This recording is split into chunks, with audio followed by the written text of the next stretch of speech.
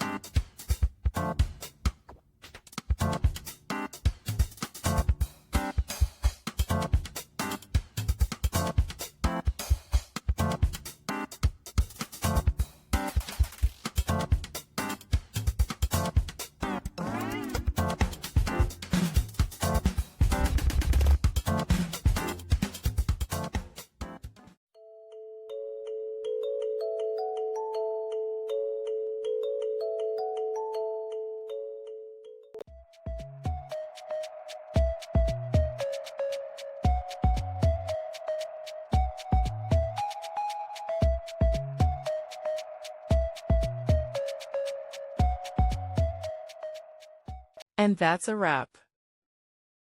I hope you found the answer you were looking for. If you did, take a second to hit that subscribe button. It really helps out. And let me know in the comments which solution worked best for you.